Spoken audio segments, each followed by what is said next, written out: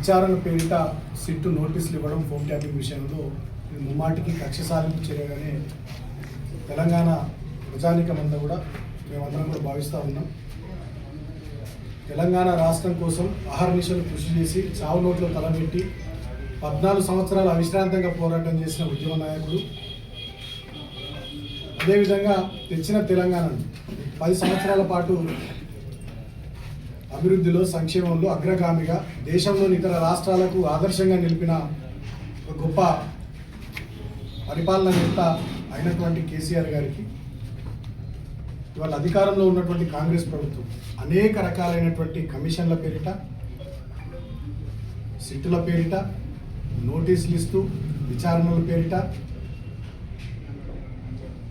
అదేవిధంగా హరీష్ గారికి, కేటీఆర్ గారికి, మా పార్టీలోని అగ్రనాయకులకు కూడా విచారణల పేరిట నోటీసులు ఇస్తూ కాళేశ్వరం మీద కమిషన్ అని, విద్యుత్ ప్రాజెక్టుల మీద కమిషన్ అని, ఫోన్ ట్యాపింగ్ మీద సిట్ అని, ఫార్ములా ఈ కేసు అని, ఏసీబీ కేసు అని, ఇట్లా అనేక రకాలైనటువంటి కేసులతోని, కమిషన్లతోని, సిట్టులతోని మా పార్టీ నాయకత్వాన్ని పూర్తి స్థాయిలో వాళ్ళ మానసికంగా క్షోభకు గురి చేసే విధంగా, అదేవిధంగా బురద జల్లే విధంగా ఈ కాంగ్రెస్ ప్రభుత్వం దుర్మార్గంగా పనిచేస్తుంది.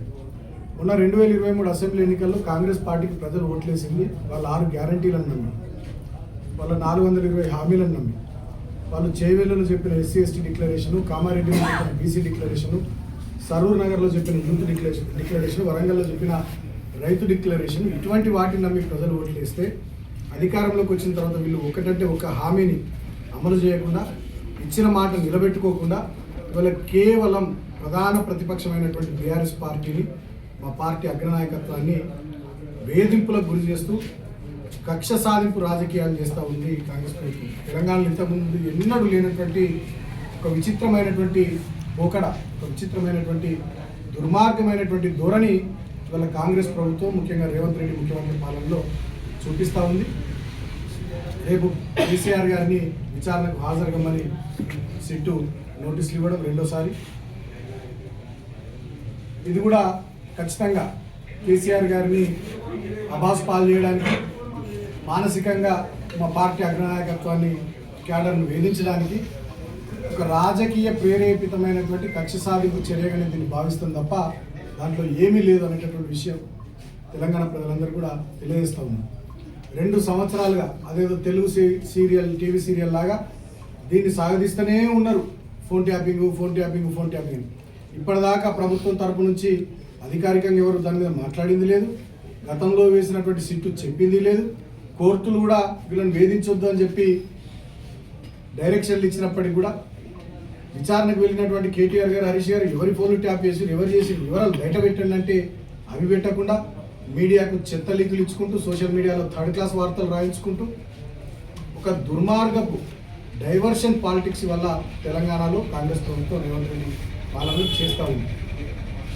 రేపు కేసీఆర్ గారిని విచారణ పేరిట పిలుస్తున్నందుకు నిరసనగా తెలంగాణ తెచ్చిన నాయకుడు, తెచ్చిన తెలంగాణను అద్భుతంగా ముందుకు తీసుకెళ్లిన నాయకుడు కేసీఆర్ గారికి సిట్టు విచారణ పేరిట నోటీసులు ఇస్తూ ఈ దుర్మార్గానికి ఒడిగడుతున్నటువంటి కాంగ్రెస్ ప్రభుత్వం, ముఖ్యమంత్రి బీఆర్ఎస్ పార్టీ అన్ని గ్రామ పంచాయతీల్లో ప్రభుత్వ దిష్టిబొమ్మల దహనానికి పిలుపునిచ్చింది. అదేవిధంగా పట్టణాల్లో కూడా నిరసన కార్యక్రమాలకు పిలుపునిచ్చింది. దాంట్లో భాగంగా మంచిర్యాల జిల్లా అధ్యక్షుడిగా నేను కూడా కోరుతా ఉన్నా.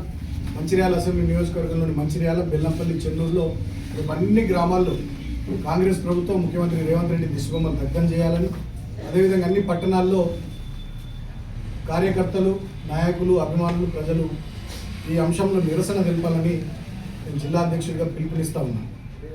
అదేవిధంగా ఇక రెండవ అంశం, మున్సిపల్ ఎన్నికలకు షెడ్యూల్ వచ్చి, నోటిఫికేషన్ వచ్చి, నామినేషన్లు పూర్తయి, ఇవాళ స్క్రూటినీ కూడా పూర్తయింది. 3వ తేదీ వరకు విత్డ్రాల్స్ ఉన్నాయి.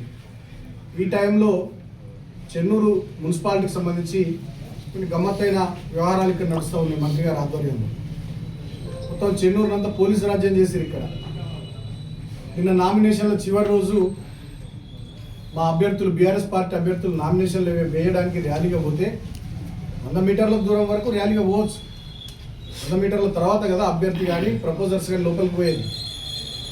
కాంగ్రెస్ వాళ్ళకేమో ఏం రూల్స్ రెగ్యులేషన్స్ లేకుండా ఇష్ట రీతిన నామినేషన్లు విచ్చలవిడిగా భారీ ర్యాలీలతో డీజే సౌండ్ సిస్టమ్లతో వేసుకోవడానికి 3 రోజులుగా అవకాశం ఇచ్చినటువంటి పోలీసు వాళ్ళు మా బీఆర్ఎస్ పార్టీ అభ్యర్థులు నిన్న నామినేషన్ ర్యాలీలు తీస్తే వాళ్ళు అడ్డుకోవడం, మా నాయకులు కార్యకర్తలను బెదిరించడం ఒక పోలీస్ రాజ్యం అయిపోయింది. మంత్రి గారి ఇలాకాలో చెన్నూరు పట్టణం ఒక పోలీస్ రాజ్యం అయిపోయింది.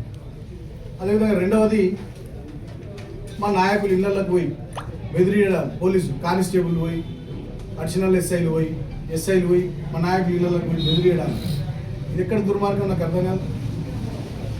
అదేవిధంగా బైండ్ ఓవర్ల పేరిట మా నాయకుల్ని పోలీస్ స్టేషన్లకు పిలిచి గంటలు కూర్చుండబెట్టడం మున్సిపల్ ఎన్నికల సందర్భంలో.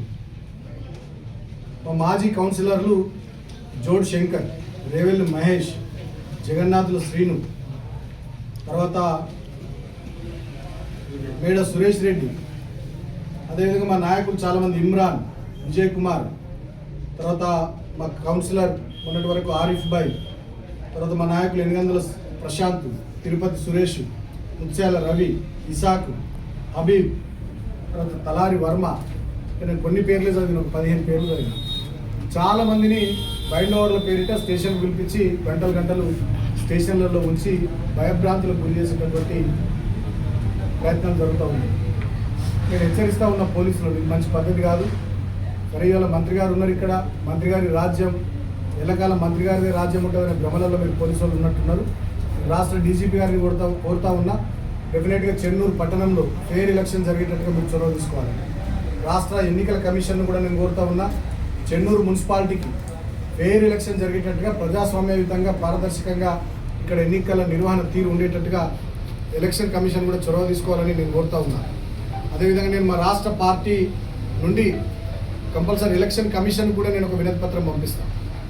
తర్వాత జిల్లా కలెక్టర్ గారికి, రామగుండం పోలీస్ కమిషనర్ గారికి కూడా డెఫినెట్గా నేను రాష్ట్ర పార్టీ నుండే ఒక వినతి పత్రం పంపిస్తాం. చెన్నూరు మున్సిపాలిటీలో ఫెయిర్ ఎలక్షన్ జరిగేటట్టుగా, అదేవిధంగా కేతన్పల్లి మున్సిపాలిటీలో కూడా ఫెయిర్ ఎలక్షన్ జరిగేటట్టుగా పోలీసులు బెదిరింపులు కానీ, పోలీసుల దబాయింపులు కానీ, పోలీసుల దౌర్జన్యం కానీ, అధికార పార్టీ నాయకులు ఆగడాలు కానీ ఏవి లేకుండా చెన్నూరు మున్సిపాలిటీలో, కేతన్పల్లి మున్సిపాలిటీలో ఎలక్షన్ చాలా సక్రమమైనటువంటి పద్ధతిలో జరిగేటట్టుగా